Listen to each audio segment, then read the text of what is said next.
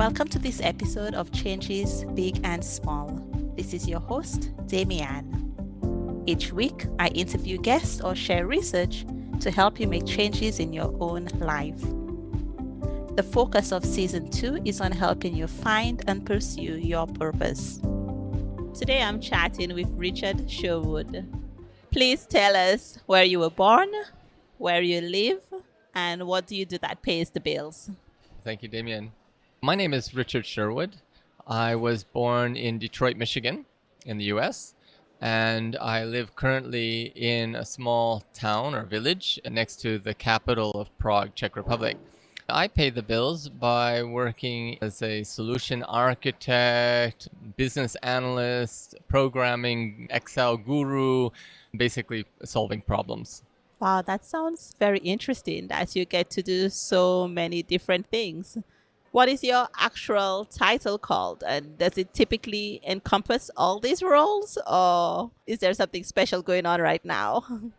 So the company I work for has gone through a process of standardizing all the IT roles and functions to be the same in all of our locations across the world. We have something like 65 manufacturing sites and support hubs. So my role is service excellence expert, working in the technical operations and quality IT function. So you started off in the US and you now live in the Czech Republic. Did you live anywhere else along the way? Not really. I've traveled quite a bit. So I've had work location jobs in Alaska and also in Japan. But for, let's say, more than 3 months at a time, I've lived only in 2 places, in the US and in Czech Republic. I must say I've lived now in the Czech Republic longer than I have in the US, so more than 25 years. I picked up on 2 very interesting locations from your last answer, Alaska and Japan. I've been to one of those 2 places, but still, I'm curious. What were you doing in those places? I often refer to my previous experience in the US as my previous life. I studied zoology and worked for several years as a marine biologist. Detroit has very limited opportunities. There is the Detroit Zoo, where actually I did apply, but I decided that doing something more in the field would be more interesting. I had an opportunity to work in Alaska fisheries for the US government as it's called an observer, basically monitoring the fishing stocks to ensure sustainability. And that led to a second contract for about 4 months in the high seas, somewhere between Tokyo and Seattle, north of Honolulu, but south of Dutch Harbor. So really in the middle of the sea. It's hard to find a map, actually, with this place. We spent 4 months catching squid, or sepia, or Japanese ika. The UN wanted to understand the environmental impact of these fisheries. So I had the opportunity to work as a biologist on a boat with 16 Japanese men who didn't speak English, monitoring a very unique ecosystem. That's fascinating. So did you speak Japanese then? As part of the training, we had 2 weeks before we were put on the boat. So we had a Japanese lecturer who gave us some very basic vocabulary. And then I had a dictionary, and I had a lot of time with the crew to figure out some words. But I can't say that I became anything close to proficient in Japanese. What is it like living for 4 months on a boat? Is that how long you ended up living there? Yeah, so the whole voyage was 119 days from the time we left port and saw land to the day we saw land again. The original prospect was to be at sea for about 2 months. The fishing season was not very successful, so our stay extended almost double that time. What I learned at sea was a lot about myself. You know, there's words of wisdom that I find very inspirational from Abdul Baha. He says that the greatest prison is the prison of self. Living on a boat in 3-meter cubicle box with no sight of land, being surrounded by people who didn't speak my language and was difficult to communicate with. If the prison of self isn't the greatest prison, I know what is. But honestly, yeah, I learned really a lot about myself. I also learned what does land smell like, which is, I think, quite a unique experience because we don't realize how much soil and vegetation and animals, how much smell actually there is until you are so far that you don't know that smell for some time. If land has a smell, does that mean that there is also a smell when you're living underwater, or is it then devoid of smell? I think most people who live near the sea know what the smell of the sea is. Now I live in the middle of Europe, so quite a long distance from any sea. But when I come near the sea, yeah, I recognize its smell.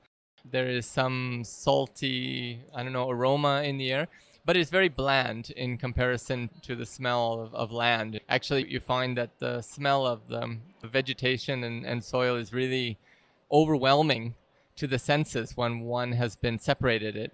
And I suppose that, if I was an astronaut in space and I came back also, I would be surprised again at how things smell. So you've lived in the US and in Czech Republic. You've also lived on the seas somewhere. You started off in zoology and you now work in IT. What would you say is the biggest change that you've made in your life? Yeah, I've been thinking about this question for some time. I mean, the reality is that life is all about change. And so everything builds on what you've learned or what you've experienced, and nothing stays constant. So I think there's an illusion that you reach some point in your life and you don't change anymore, but maybe there are different times on the rate of change and also the impact a decision makes on your life. Coming to Czechoslovakia in 1992 made a huge impact on my life.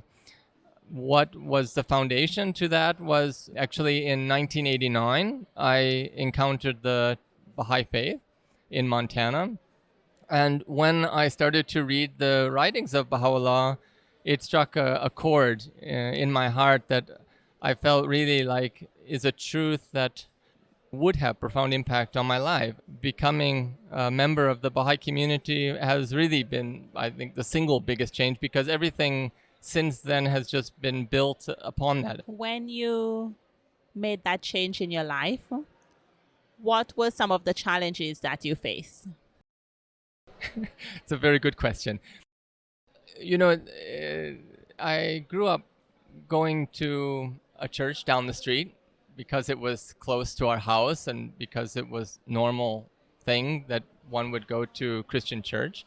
When I became a Baha'i, one thing I realized that was a bit different, at least in my case, is that Baha'u'llah doesn't say that we come and believe and that's it, but we come and we become transformed.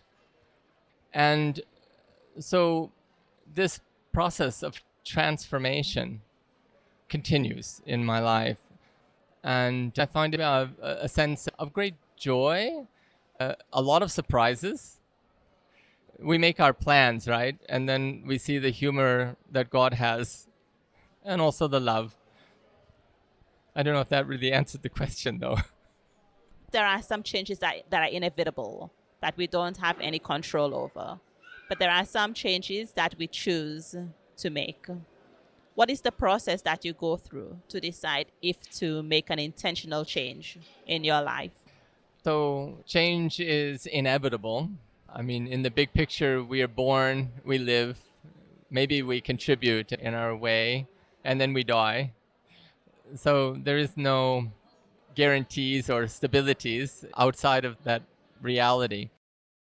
When things happen contrary to my will or contrary to my best plans, my best intentions, I try to approach it in a philosophical way with one of my favorite terms. It comes from the Baha'i writings, and this is what Baha'u'llah calls radiant acquiescence. So rather than just being acquiescent, in other words, saying, oh, well, that's the way it is, Baha'u'llah says we should rise to a little bit more noble position of saying with joy, that is the way it is. God has a plan. which takes faith and courage. But also, it changes so many things in the way we approach dealing with our own ego. We all set goals. We all try to achieve things. And then, of course, things contrary to our wishes appear. I remember once there was a trip I was taking by plane. It was the first time I was going to meet my boss in Slovenia. So I got to the airport and they told me that there's no flight. Actually, they told me there's not going to be a flight because the airline went bankrupt. So, of course, I was surprised and not very happy. And then there was another man on the same flight who came and started to argue with the poor woman at the counter who wasn't even from that airline, but had to explain what happened. And I was thinking, which behavior do I find more honorable? To go and complain to this poor woman and make her problem where she's just trying to help, or say maybe there's also something to be learned. I mean, definitely, if your flight is canceled, you have to learn a little bit of creativity or innovation if you want to get where you were expected to go. You have to learn to be patient because you're not going to go at the time you scheduled. It means everyone, actually, including my boss, had to be a little bit more flexible. And I decided that maybe if I took it with the spirit of being joyous with the fact that not my flight was canceled, that the company went bankrupt, but that my plans are not going to occur in my way. So I can sit back and see which way the plans will unroll or unfold. And it was very interesting. I ended up flying to another city and having a connecting flight. I got there late, but on the second flight out of Switzerland, I sat next to a gentleman who happened to live actually in Haifa, which is where the Baha'i holy shrines are. And it was really a wonderful experience to hear from him what life was like growing up in that community. He was from a Muslim background, and so it gave me a completely different perspective on someone else's reality, and I wouldn't have had that experience. So I don't know if that was God's plan or not. I mean, of course, there are many things that were involved, so it wasn't about me, but it was about how I dealt with the situation and whether I wanted to take it in a way to learn, to be curious, to share, or whether I wanted to burden someone else with a problem because I would justify my situation as the right to complain or to bring someone down. I'm glad I took the first approach. Yes, that reminds me of the whole idea that you can't control other people's actions and you can't even control the situation sometimes, but you can always control your response to it. And that sounds exactly like what you're referring to here. Yeah, and then you asked me if I wanted to change, how that happened. So you decide, for example, you want to learn something new. Some people approach life waiting for things to fall from the sky.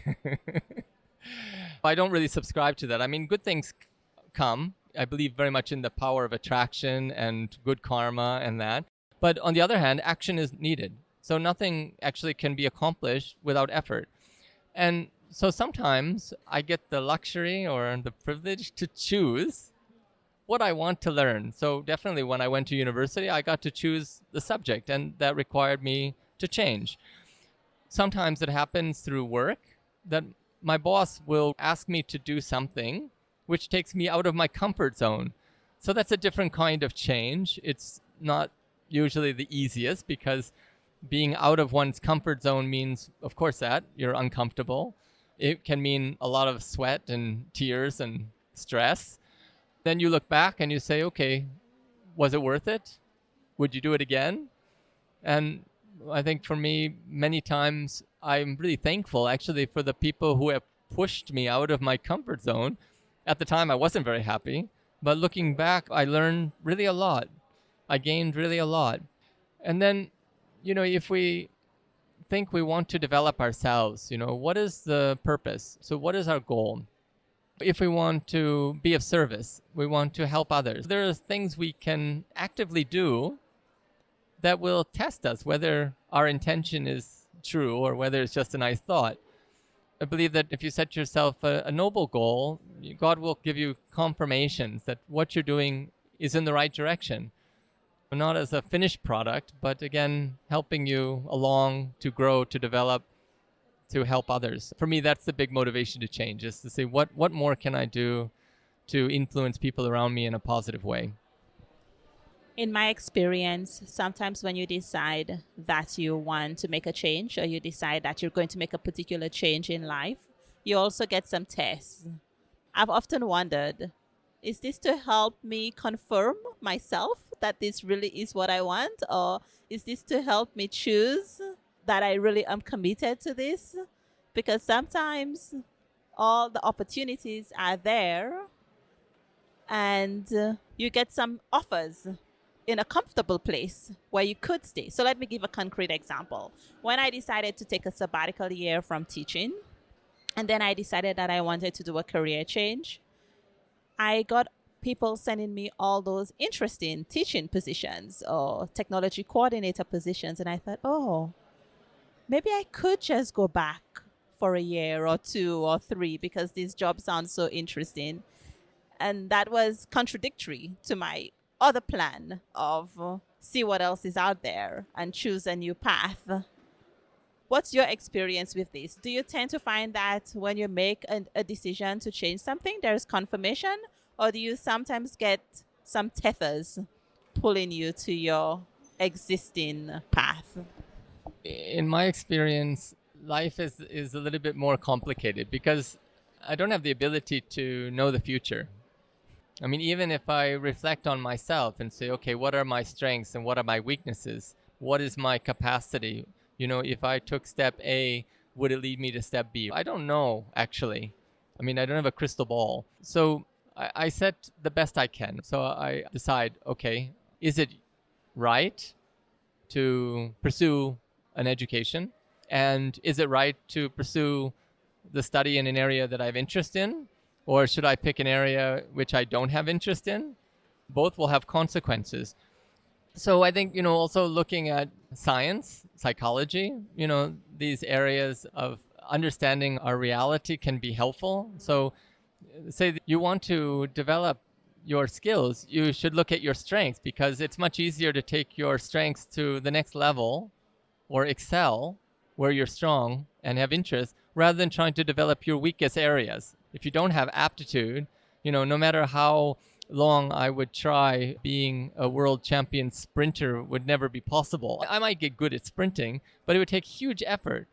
But again, if I say, as I work in IT, what is it that I'm good at? And how can I take my, let's say, programming skills to the next level by looking at practical example, Visual Basic in Excel. So all corporations are using Excel. Most people don't know how to do much more than the basics on it. And I have already an aptitude for technical things, programming.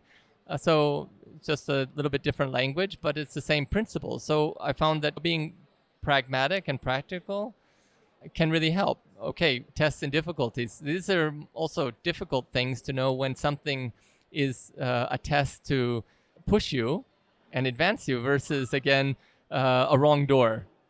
You open the door, it doesn't open, it's locked. Should you give up, or should you go look for a key? How important is it to get to the other side? We don't know. So it's a little bit of a mystery on that. But one thing is, if you take nature, so you take a seed, it's in the ground, it has to push up through the soil when it germinates. If it doesn't manage to get above the soil, it will die. But once it gets above the soil, it's got to put up leaves. It's got to continue to grow to get the sunlight, nutrients. It has to fight with the wind and the rain, but it needs it as well. And if it's fortunate, at some point, it bears fruit. So is the soil a test or a bounty? Is the wind a test which strengthens its stem so that when bigger storms come, when it's full of fruit, it doesn't get destroyed?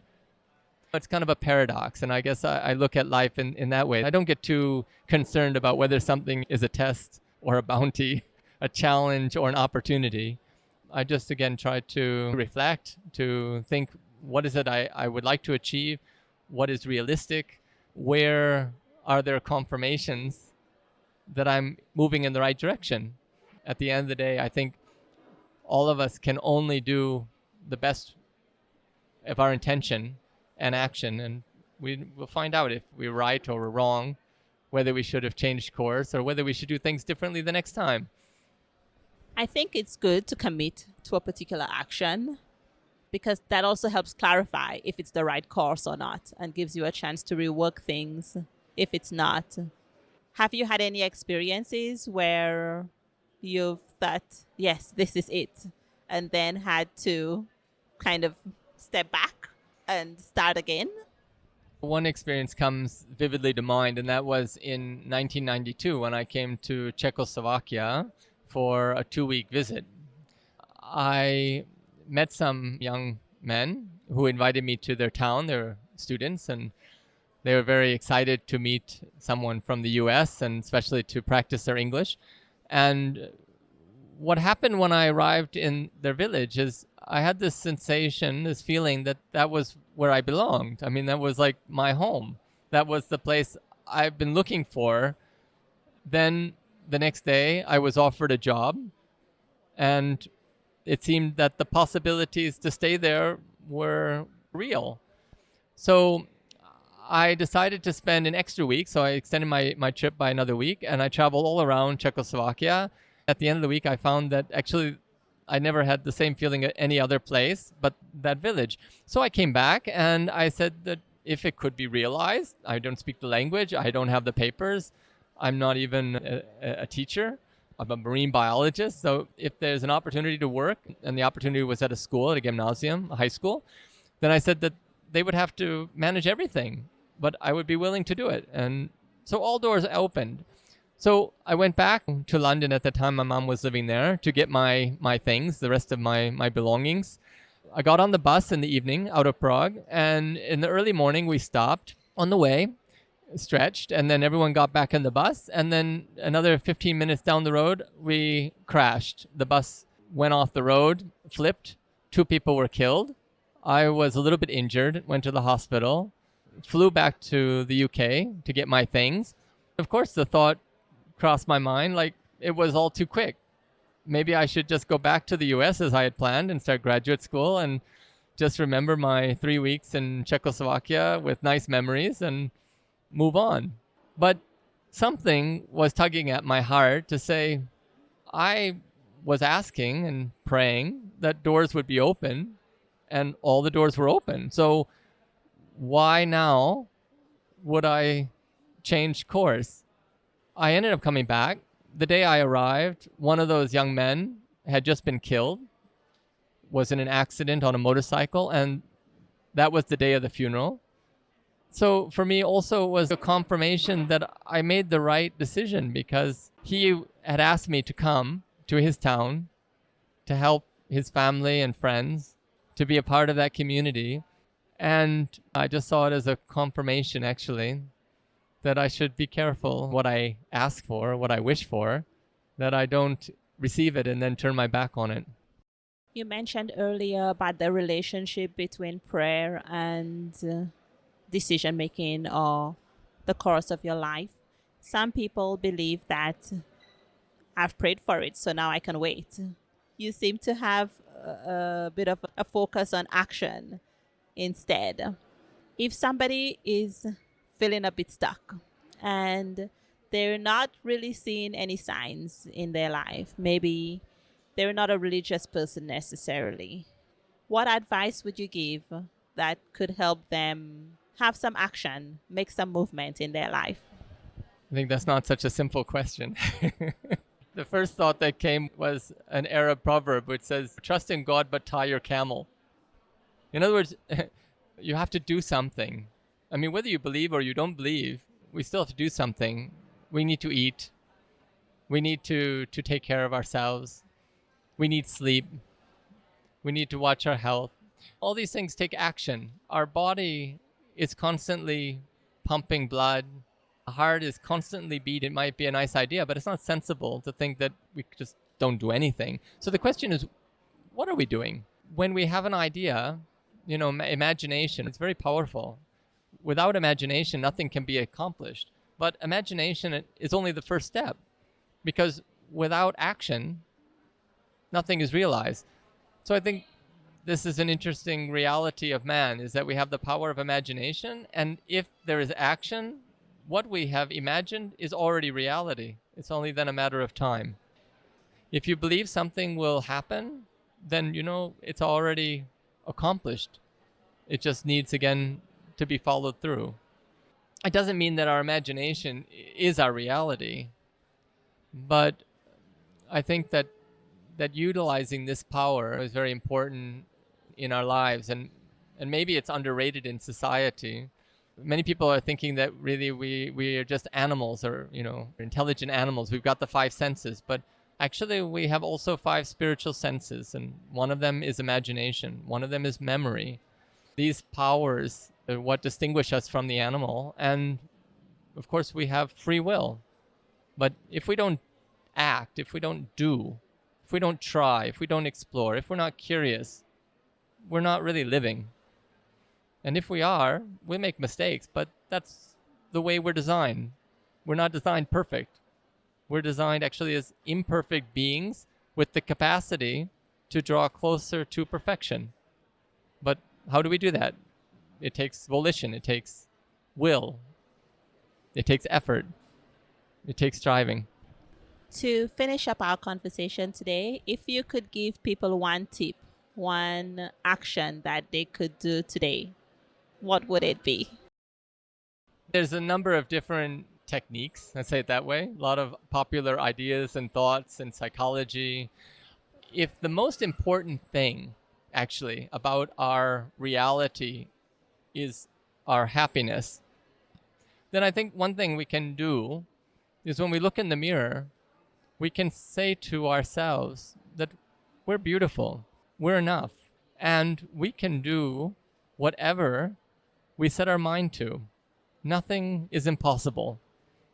I tell my daughter to say that to herself, that she is enough. She doesn't have to worry about all the things that aren't done, all the things that she doesn't have time for, but she can just appreciate who she is, and that releases capacity to be even more. That's beautiful, Richard. Thank you for chatting with me today. It's been great to be able to have this conversation. I hope you've been inspired by this episode of Changes Big and Small.